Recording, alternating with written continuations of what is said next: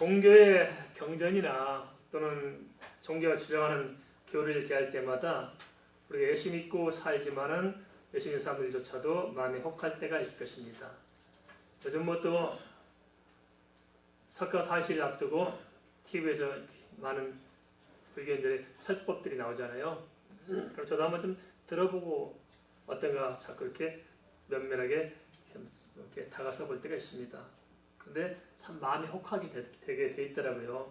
마음에 쏙쏙 잘 와닿게 이렇게 잘 전하고 있는 것 같습니다. 그러면 많은 우리 크리스천들도 또 많은 사람들이 그런 것들을 들으면서 많이 마음이 혹할 거라는 생각이 듭니다. 그럴 때면 우리가 어떻게 해야 분별을 잘할 수 있을까요?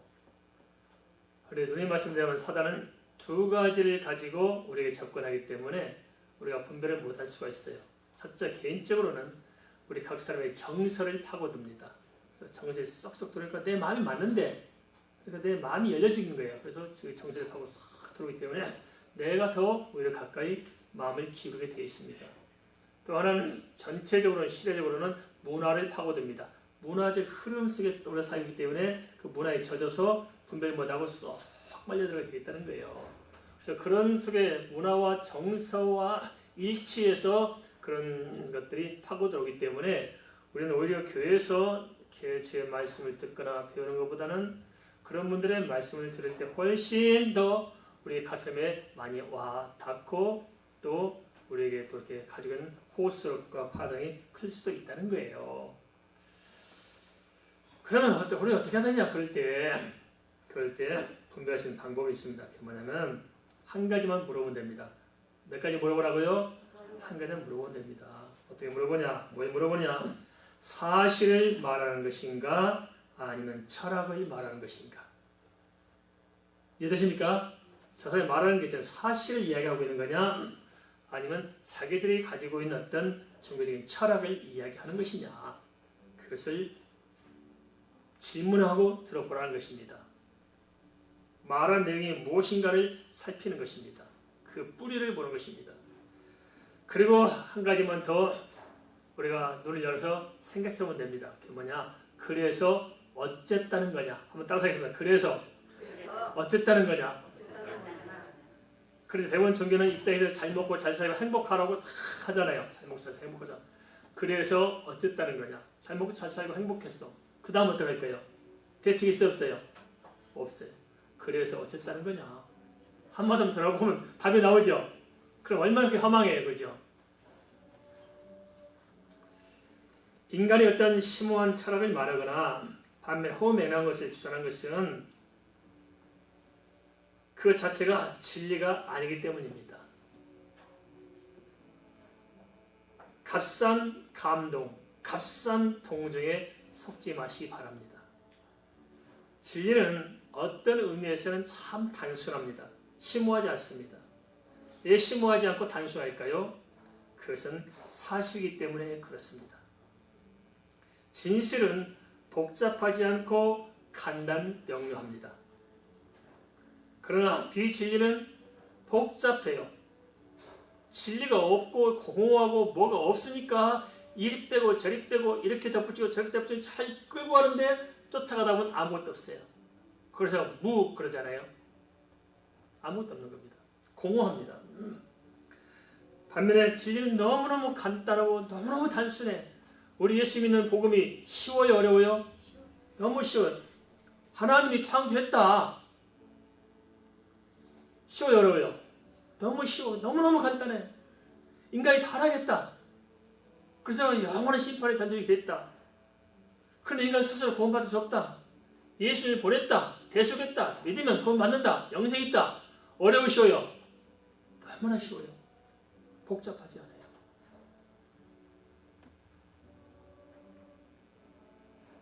인간의 종교 철학과는 달리 성경은 참 단순해 보입니다. 너무너무 단순해요. 왜 단순하느냐? 사실이기 때문에 단순합니다. 그런데요, 그러한 종교적인 철학과 다른 게 있어요. 뭐가 다르냐? 사실이기 때문에 증거가 있다는 거예요. 증거가. 그리고 증거가 한 번만 있는 것이 아니고 그 증거가 지속적으로 반복되며 연속적으로 있다는 거예요. 그래서 그 증거들이 모아진 것이 역사라는 거예요. 역사적으로 있다는 거 우리는. 한 번만 있는 것이 아니고. 성경은 창세기부터 요한계시록까지 결코 철학을 말하지 않습니다. 성경 열어보세요. 성경 심오해요? 안 그래요. 물론 전도서나 잠언이나 시편은 좀 이렇게 문학적이기도 하고 하시겠지만 주 성경은 역사를 다루고 있습니다. 철학과는 상관없어요. 그 역사가 뭘 이야기하고 있어요? 있었던 사실을 기록하는 것입니다. 그래서 성경은 인간의 궁극적인 생사화복에 대해서 사실적인 대안, 길을 말씀하고 있습니다. 길을 이야기하고 생명을 이야기하고 진리를 이야기하기 때문에 단순한 것입니다. 이리 가도 되고 저리 가도 되고 길이 하나가 복잡하지 않아요. 이것은 길이고 이것은 아니다. 불이 타고 있다. 뛰어들면 죽느냐 안 죽느냐? 죽는다. 사실 이야기입니다. 너무 단순해요.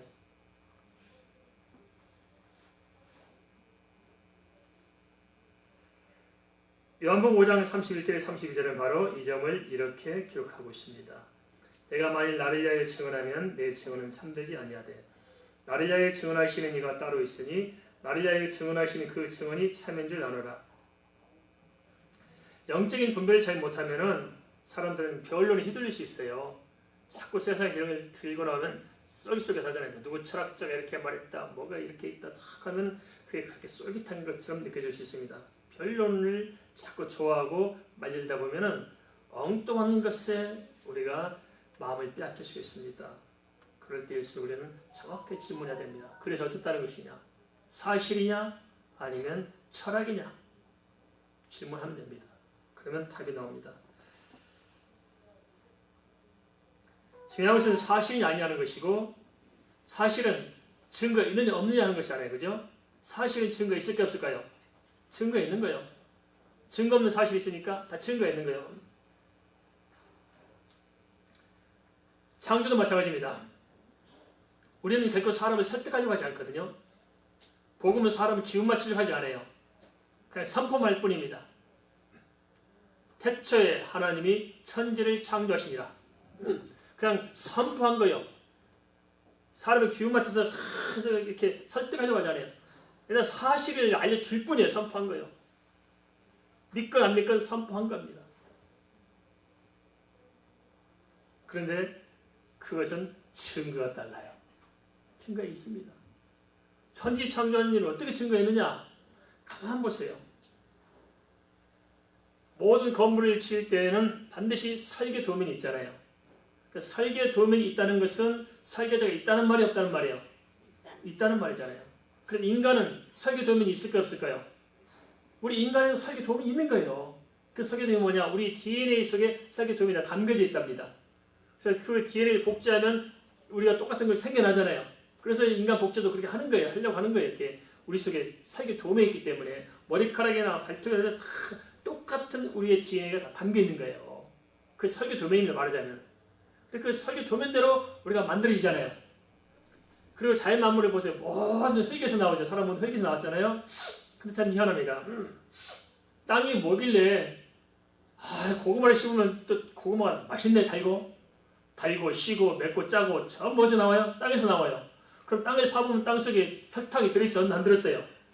안 들어있어. 뭐가 있어요? 그런데 아무것도 없는 흙에서 짜고 맵고 시고 달고 오구마가 다 나오잖아요. 땅에 살도 나오고 뭐든 다 나와. 근데 놀라운 게 보세요. 이게 봄철에 꽃 피는데 희한하지요. 이 흙에서 이게 뿌리 놓고 심었는데 이게 뭐라고 씨앗 심었는데 거기서 세상에 꽃이 피는데 오각형 꽃은 오각형으로 둥근 것으로 지모양대로 이 얼마나 복잡한데 뭐 이렇게 수술이 몇 개고 암술이 몇 개고 다 하는데 이거 만들어지면서 그 모양을 똑같이 만들어내고 빛깔도 똑같이 만들어내냐고요. 그죠? 흙이 뭔데? 이게 뭐냐? 설계자가 있어서 설계 도면대로 나오니까 되는 거 아니에요. 그죠? 그래서 모든 하나님의 말씀은 사실은 진실은 증거가 있는 거예요. 증거가. 뭐가 있다고요? 증거가 있는 것입니다.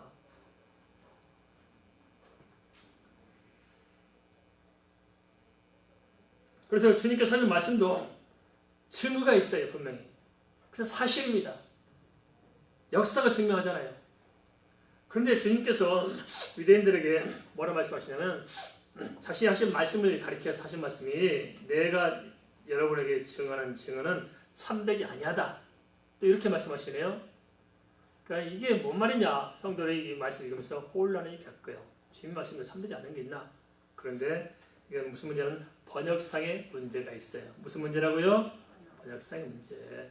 우리 한국 사람들 그렇잖아요. 손주를 가리켜서 이쁘면 아이고 내 강아지 그러잖아요. 근데 내 강아지를 어떻게 번역을 해요? 아이고 이 개새끼 이렇게 번역합니까?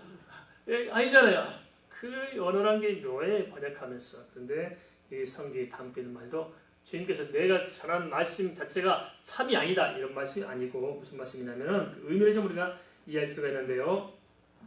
그것은 주님의 말씀은 참이요 진리요 사실인 것이 분명한데 이것을 전했을 때 듣는 유대인들이 그것을 참이요 진리요 사실을 받아들이지 않으니까 유대인들 속에서 주님의 말씀은 참된 말씀이 돼야 안 돼요? 안 된다는 것입니다. 이게 바로 현실의 문제다. 아무리 진리를 전파하고 사실을 이야기해도 받아들이지 않는 한 소용이 없더라. 이걸 이야기하고 있습니다. 주님께서 실제적으로 그 문제를 짚어보고 계신 거죠. 주님의 말씀이 문제가 아니라 진리를 받아들이지 않음으로 말미암아서 그 진리가 소용이 없게 되는 것에 대한 안타까움을 성경이 이렇게 기록하고 있습니다. 그러다 주님께서는 답답하니까 유대인들을 향해서 하나님께서 주 예수 그리스도에 대해서 증언하신 그 증언을 다시 들고 납니다. 왜냐하면 유대인들은 예수를 배척한 이유가 자기들이 유일한 하나님을 섬긴다고 했기 때문에 그럼 니들이 유일하게 섬기는 하나님께서 하신 말씀이 무엇이냐 생각해 보도록 하나님의 증거를 다시 들고 나오면서 그들에게 반문하고 있습니다. 성경은 사실이고 성경의 진리는 입증된 역사입니다. 예수 그리스도에 대한 역사적 증거를 분명히 제시해주고 있습니다. 그런데도 문제는 사실을 믿지 않는 것입니다. 어제 제가 한번 가서 전도했거든요. 한 할아버지, 80넘은 할아버지를 전도했는데 제 생각에 이 할아버지 죽기 전에 예수 믿고 죽었으면 좋겠다 싶어요. 그래서 제가 그랬죠. 나중에 얘기하다가 할아버지 그렇습니다. 모든 사람은 다 죽습니다. 그럼 죽으면 끝이 아니고 죽음 다음 세가 있습니다. 이렇게 양반이 끝끝내면 죽으면 끝이지 무슨 소리 하냐고. 아닙니다. 알건 모르건 죽음이 끝이 아닙니다. 우리 어머니 뱃속에 있을 때는 우리가 이 세상에 있는 줄 알았어요? 몰랐어요? 이 세상에 있는 줄 알고 태어나는 분 계세요? 없어요. 인간이 다 알지 못합니다. 이 땅에서 우리가 잘 모르지만 분명히 성경 말씀을 알려주고 있습니다. 다음 세계에 있습니다. 예수 믿으세요. 하나님께 뭐라냐면 나는 자기 주먹 믿고 산대요. 그래서 제가 그러죠. 할아버지 주먹이 센 모양이죠. 주먹이 세대요. 제가 답답한 게 그거였습니다. 들어나 보고 판단해도 늦지 않잖아요. 근데 귀를 닫아놔요. 아예 안 듣고 고집을 피우는 게 너무 답답하더라고요. 예수 앞에 유대인들이 바로 그런 모습이었습니다. 요한복음 1장 29절에서 침례 요한은 예수님을 가리켜서 세상 죄를 지워하는 하나님의 어린 양이라고 분명하게 선포하고 있습니다.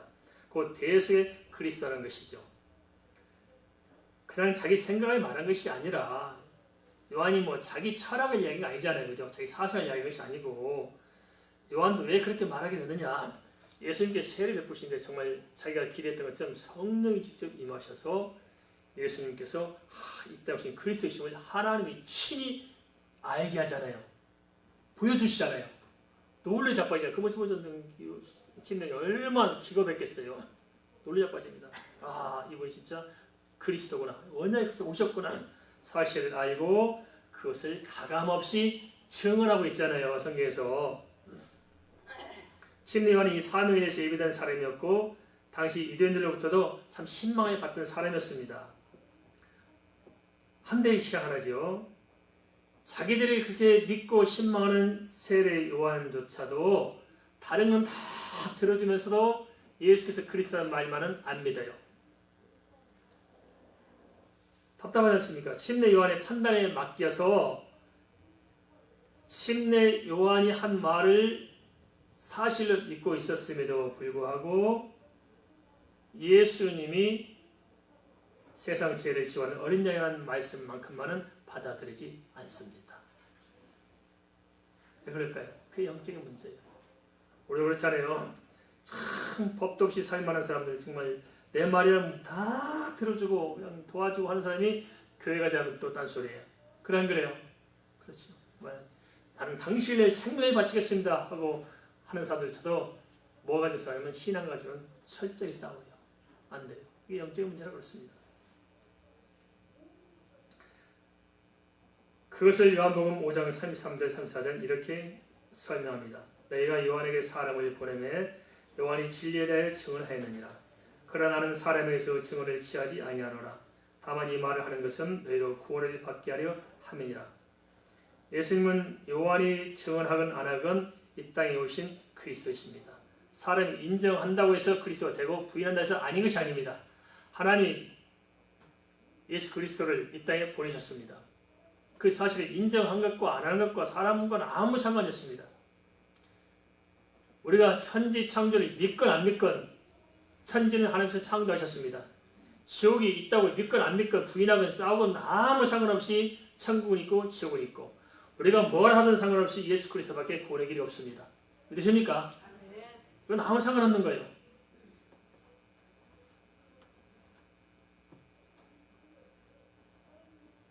예수님의 탄생과 삶이 증거하고 있습니다. 후에 십자가와 부활 승천으로 다 입증되었던 사실입니다. 그럼 주님께서 왜 유대인들에게 요한에게 사람을 보내서 예수님에 대해 뒷조사한 일까지 다 들먹이고 있을까요?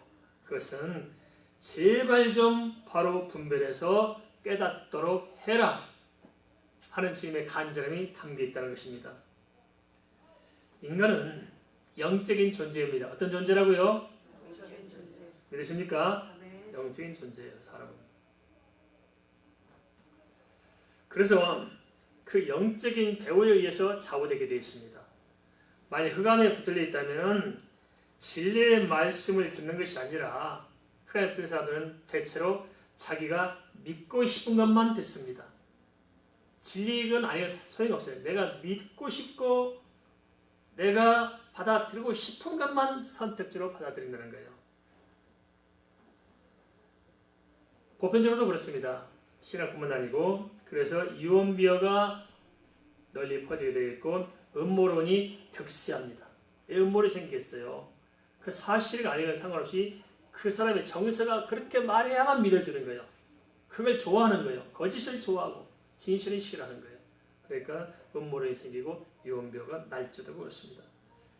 주님께서는 이러한 인간의 부패한 심령을 향해서 최소한의 영적인 분별을 갖도록 해라. 당시 이런 사람들에게 요한을 들으면서 요한이 이렇게 이야기했지 않느냐 하면서 그들 생각을 바꾸고자 하셨습니다.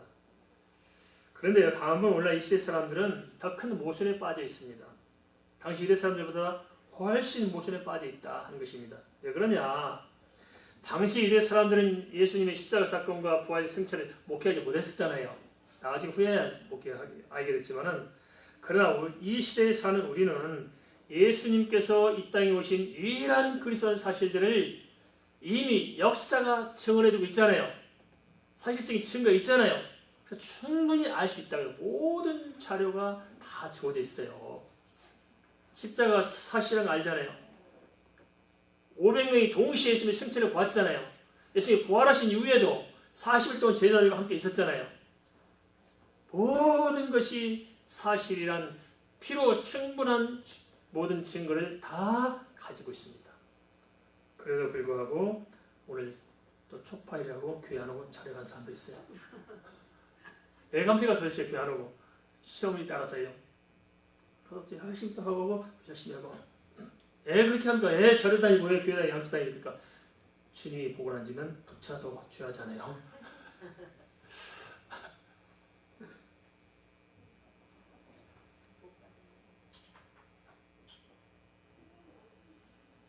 주님의 말씀대로 요나의 표적은 역사적인 사실로 다 드러나고 누구나 아는 사실이에요.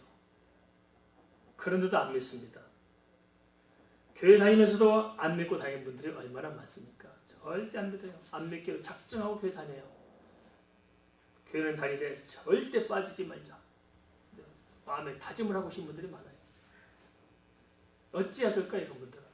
우리가 만약 그렇다면 어떻게 해야 될까요, 여기서? 요한복음 5장 31절, 36절에서 예수님에 대해 여러 증인들의 증언을 보여주고 있습니다. 그게 뭐냐? 영혼 구원에 관계된 일은 포기하셨기 때문에 그렇습니다. 정말 절박한 일입니다. 근데 사람들이 이게 실감을 못 느끼는 것 같아요. 영혼 구원이 얼마나 절박한 것인가에 대해서 별 관심이 없어요. 어디 이 땅에서 잘 먹고 잘 살고 행복하고 저겠지 관심이 있기 때문에 진짜 본질적인 문제 이야기하면 오히려 거부감을 느끼는 사람들이 있다는 것입니다. 그러나 영혼 구원이 얼마나 중요한가를 알아야 됩니다. 성경을 열어보세요. 영혼 구원에서 얼마나 구구절절히 다루고 있습니까? 창세기부터 요한계시록까지 예수 믿고 구원받으라는 말이 계속적으로 반복되고 있어요. 그래서 제가 눈에 이렇게 표현합니다만 좀 저속하지만 까니마 도로 까고 도로 까니마 또 까고 또 까니마 다시 까고 다시 까니마 또 까. 그죠? 창세기 벽은 계시록을 벽은 구약을 벽은 신약을 벽은 어디든지 예수 믿고 구원받으라는 거예요. 요한계시록도 요한계시록은 정말론이다. 아니에요. 기때문에 요한계시록도 이렇게 되니까 제발 예수 믿고 구원받으라. 그거 아니겠습니까? 성경은 지독하게 예수 믿고 구원받으라고 반복해요. 그러니까 목사가 힘들어요. 좀 다른 것 좀 이야기해 주시면 그 설교 편하게 줬는데 한 말 또 하고 또 말 하니까 맨날 가서 한 말 또 하고 또 말 또 하고 또 해야 돼. 그렇죠? 성경 보면서 가서 강의해야 되니까. 그래서 왜 그럴까요? 그만큼 절박하기 때문에 그렇습니다. 알겠습니까? 그 사실을 좀 이해하고 주님의 심정을 좀 이해했으면 참 좋겠다 싶습니다.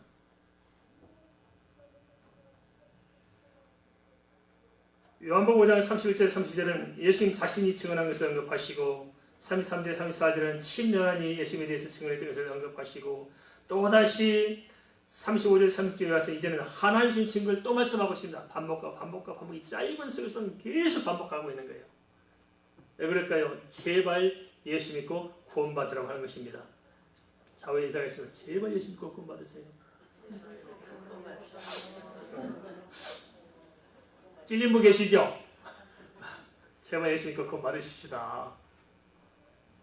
성경은 집요한 정도가 아니라 진절머리 날 만큼 예수 믿고 구원받으라고 반복합니다. 아주 징글징글해요. 너무너무 진절머리가 날 만큼 징글징글해요. 그렇지만 이해가 됩니다. 왜 이해가 되느냐? 실제로 교회 다니는 사람 중에서 예수 믿는 사람이 별로 없거든요. 이게 심각한 문제 아니겠어요? 별로 해서 안 믿어. 나 믿는데요. 그런 내가 예수 믿고 산다는 그런 개념을 가지고 사는 거라고 진짜 예수 그리스도의 십자가로 들어가는 것과는 다른 거예요. 그래, 다 예수 믿는 개념만 붙들고 살면서 그 안에 은혜 받는다, 뭐 한다, 말이 많고 뭐가 많고 같은 별별한 시조를 다는데 진짜로 안 믿는 게 문제 아닐까요? 안 믿어요, 사실은. 믿는 사람이 별로 없다는 거예요. 교회도 잘하고 성경 잘하는 것 같이 생각되지요. 믿는 사람이 없다는 거예요. 이게 답답한 현실입니다. 그래서 성경은 그런 맹점을 알기 때문에 집요하게 반복해서 말씀하고 있습니다. 세상 사람들 그래요. 기독교를 생각할 때 세상 사람들이 어떻게 생각할까요? 기독교는 너무 편협하대요. 저는 언젠가 우리 교회에 제 친구 부부들을 초대한 적이 있었거든요. 예배하고 가는데 그 친구 부인께서 저한테 그러대요. 자기는 교회를 이해할 수 없다는 거예요. 왜 그렇게만 설교하는지 모르겠다는 거예요. 왜 꼭 예수만 믿어야 구원받는다고 그렇게 말하는 거예요. 너무 편협하다는 거예요. 교회는. 그래서 그게 안 다닌다는 거예요. 너무 편협하다. 좀 교회가 좀 너그러워져가지고 절간도 가도 괜찮고 교회 안 가도 구원 있고 좀 행복합시다. 잘못 사셨죠. 이렇게 해야 되는데 또 예수만 믿고 구원받으란다니까 이게 못마땅한 거예요. 듣기 싫은 거예요. 근데 예수 믿어야 구원받는 말이 제일 싫어하는 존재가 있다면 무엇일까요? 마귀원사 아니에요.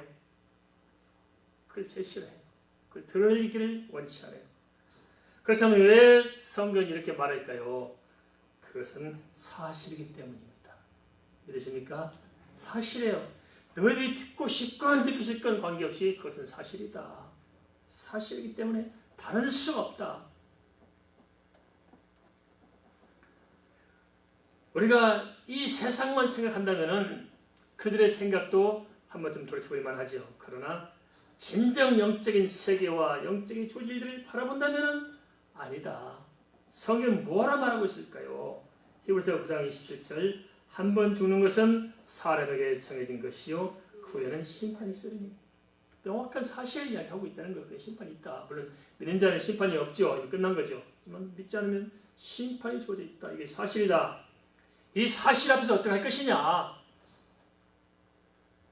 세상의 종교는 행위나 깨달음을 통해 이 땅의 행복을 말합니다. 그러니까 그게 훨씬 쏠깃해질 수 있어요. 그러니까 교회도 타락해지면은 진리를 이야기하는 것이 아니고 세상의 행복과 세상의 만족과 세상의 추세, 성공을 자꾸 이야기해 주는 거예요. 적적인 사고방식, 정상에서 만납시다. 뭐 할 수 있거든 무슨 말이냐. 믿으면 다 됩니다. 예수 믿고 복 받고 잘 삽시다. 가슴에 쏠쏠 하잖아요. 성공합시다. 당신 부자 될 수 있습니다. 하나님이 사랑하십니다. 잘 될 겁니다. 형통할 겁니다. 가슴이 뜨거워지고 못할 성쉽잖아요. 그것이 다 마약과 같습니다. 그런 마약이 필요해서 오는 것이 아니고 진리가 필요한 것입니다. 사실이 필요한 것입니다. 냉철한 분별을 가져야 됩니다. 그들의 말은 훨씬 심오하고 훨씬 합리적이고 훨씬 설득력 있게 다가올 수 있습니다. 그렇지만 인간이 만든 철학은 사실이 아니라는 데 문제가 있습니다. 그렇죠? 사실이 아닙니다. 한데도 사람은 영적으로 어둠에 가려져 있고 죄성이 있기 때문에 거짓을 좋아하고 진리를 싫어합니다. 진실을 말하면 싫어해요. 그런데 이 문제를 어떻게 풀어야 할까요? 그래서 마찬가지 아니겠습니까? 진실을 말하면 싫어해요. 자기들 듣고 싶은 것이 아니기 때문에. 사실을 이야기하면 거부감이 생겨요. 그러나 성경은 반대입니다. 인간이 얼마나 철저한 죄인이고 당신들이 얼마나 소망 없는 사람이고 조만간 지옥 갈 운명이고 죄 때문에 얼마나 썩어가고 있는 사실들을 냉혹하게 알려줘서 회개하고 예수 믿고 구원받도록 하는 게 성경이 말로 하는 거잖아요. 그죠? 그러니까 이런 냉철한 진실을 들으려니까 쉽게 마음을 열지 못하는 거죠. 그냥 죄 지어도 괜찮고 덮어놓고 괜찮고 그냥 행복하면 되고 출세하고 성공하면 된다. 그렇게 하면 우리 훨씬 위로가 되고 소망이 있지 않겠어요. 그러니까 잘 분별해야 됩니다. 요한복음 5장 35절 36절은 하나님의 증거를 이렇게 말씀합니다. 요한은 켜서 비추는 등불이라 너희가 한때 그 빛에 즐거이 있기를 원하였거니와 내게는 요한의 증거보다 더 큰 증거가 있으니 아버지께서 내게 주사 이루게 하시는 역사 곧 내가 하는 그의 역사가 아버지께서 나를 보내신 것을 나를 위하여 증언하는 것이요. 하나님의 증거는 뭡니까? 그것은 주님을 통해서 드러나는 일입니다. 주님 하신 말씀이 하나님의 증거고 지금 행하신 그 이적이 하나님의 증거라는 것입니다. 이렇게 성경에 말씀하신 이름 어디 있을까요? 그것은 진실, 사실은 증거가 따른다 안 따른다? 따른다. 정확하다. 그 나무는 그 열매로 안다. 정확한 것을 성경에 말씀해주고 있습니다. 그 핵심은 십자가와 부활이지 않습니까? 주님께서 하신 말씀을 누가 그렇게 하시겠어요? 주님이 행하신 일을 누가 그렇게 행할 수 있겠어요? 주님께서는 죽은 자도 살려놨잖아요. 말씀대로 되잖아요. 그 자체를 통해서 주님께서는 유일한 구원의 기름을 성경에 우리에게 보여주고 있습니다. 가만 한번 생각하면 그렇습니다. 성경 반드시 증인을 이야기하고 있잖아요. 증거를 이야기하는데 법적으로 증인은 두세 사람이 세워져야 돼요. 최소 두 사람이 있어야 돼요. 그래야 증언이 돼요. 그냥 한 사람만 증언하면은 저 사람이 거짓말하면 재판이 잘못될 수 있잖아요. 그러니까 이 사람 하나 세우고 이 사람 하나 세워서 증거를 삼는 것입니다. 그래야 사실이 드러날 수 있지 않겠어요? 그러면 성경은 증인을 몇 명을 세웠을까요? 다른 거 다 빼고 복음서만 가지고 이야기하고 싶시다. 마태복음 하나만 기록해 있다면은 이거 마태 거짓말했을 거야 이럴 수 있어요. 그래서 마가복음 보니까 또 똑같은 이야기 하고 있잖아요. 또 누가복음 보니까 또 똑같은 사실이 기록되어 있어요. 또 요한복음 보니까 똑같은 사실이 기록되고 있어요. 사복음서가 조금씩 다르지만은 다른 게 아니고 이쪽에서 싫지 않은 이야기 이쪽에서 싫고 있고 이쪽에서 앞면을 이야기하고 있다면 지금 뒷면 이야기하고 있고 지금 짧게 언급했다면 지금 자세히 언급하고 있고 그 차이뿐이지 사복음서를 비교해보면 내용이 똑같아요? 틀려요? 똑같아요. 그러니까 증인이 한 명만 있는 것도 아니고 두 명만 있는 것도 아니고 예수께서 그리스도시고 유일한 구원의 길이라는 사실들을 역사적으로 사실적으로 증거자를 다 모아놓은 것이 몇 권이라고요? 4권이나 있어요. 복음서만 해도. 그것도 사도행전 들어가죠. 또 다시 또 서신서 들어가죠. 구약이 있죠. 끝도 없어요. 그러면 예수님에 대한 이 우리의 믿음이 사실에 기초한 겁니까? 철학에 기초한 겁니까? 사실에 기초한 것입니다. 이 사실을 알는 것입니다. 그냥 우리가 보편적으로 생각하면 불교건, 가톨릭건, 이슬람이건 또는 토속 종교건 모든 종교는 다 좋아 보일 수 있고 다 진리처럼 보일 수 있지 않겠습니까? 또 종교인들도 국가 사회적으로 보면 또 훌륭한 분들 많이 있었잖아요. 그죠? 참 도덕적으로도 좀 훌륭한 분들 많았고 또 봉사도 많이 한 분도 있고 좋은 분들 많았지 않겠습니까? 예수님 당시에서도 참 유대인 중에도 존경받는 랍비들이 실제 많이 있었습니다. 언젠가 말씀드렸던 랍비 아카바 같은 사람은 참 유대 사람들이 존경했어요. 정말 그 삶이 너무 멋있고 너무 아름답고 너무 대단하고 정말 존경스러운 인물들. 그런 분들이 있었다고요. 실제적으로. 저도 그 아케바의 생애를 보면서 공부하면서 정말 많이 반했습니다. 대단한 분이다 이런 분들. 그래서 당시 유대 사람들 중에서도 이 랍비 아케바를 그리스도로 초대한 사람도 있었어요. 그 정도로 신망이 많은 사람이 있었거든요. 그래서 이 객관적인 사실, 우리가 영적인 구원의 문제를 떠나서 생각한다면은 세상적으로 보면 훌륭한 사람들이 많잖아요. 교회 다니도 개망난이 많지만은 교회 안 다니도 훌륭한 사람 많이 있지 않겠어요. 그런데 이것은 일반적인 우리의 개념이고 인간이라는 이 사회 문화의 굴레 속에 갇힌 생각이고 인간이 정말 궁극적으로 구원의 문제를 놓고 생각할 때는 문제가 달라질 수 있다는 것입니다. 예수님께서는 뭐라고 말했습니까? 그들 유대인들을 향해서 해칠한 무덤이라고 했고 심지어 뭐라고 말씀하셨습니까? 독사의 새끼들이라고 엄하게 지탄하셨습니다. 왜 그럴까요? 그것은 인간의 궁극적인 구원을 생각할 때 그들은 하나씩 거짓 선생에 불과했다는 것입니다. 거짓된 종교로 자기들도 구원받는 길을 막아놓고 다른 사람도 지옥으로 끌고 가고 있으니까 예수님 보실 때 그들은 독사의 새끼들이고 해치한 무덤이잖아요. 겉으로는 고상해 볼지 몰라도 영혼을 지옥으로 끌고 가고 있다는 이 사실들을 우리가 직시해서 봐야 됩니다. 진리는 분명합니다. 천지는 하나님이 창조하셨습니다. 구원의 길은 오직 예수 그리스도이십니다. 다른 길이 없습니다. 아무리 종교가 고상해 보이고 아무리 그들이 훌륭해 보여도 소용없습니다. 도둑놈 사기꾼들도 도둑질하고 사기칠 때는 얼마나 좋게 다가와요.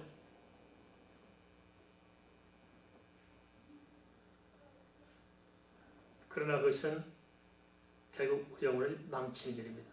영원한 지옥으로 끌고 가는 일입니다. 그리고 정말 이렇게 보면은 답답하지 않아요. 그죠?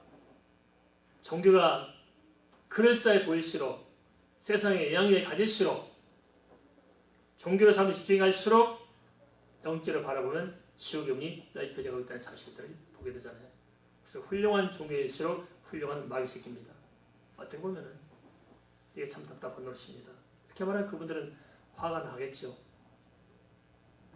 그러나 종교는 엄밀한 의미에서 사기 집단입니다. 요한복음 5장 37절 38절 말씀입니다. 또한 나를 보내신 아버지께서 친히 나를 위하여 증언하셨느니라. 너는 아무 때에도 그 음성을 듣지 못하였고 그 형상을 보지 못하였으며 그 말씀이 너희 속에 거하지 아니하니 이는 그가 보내신 이를 믿지 아니함이라.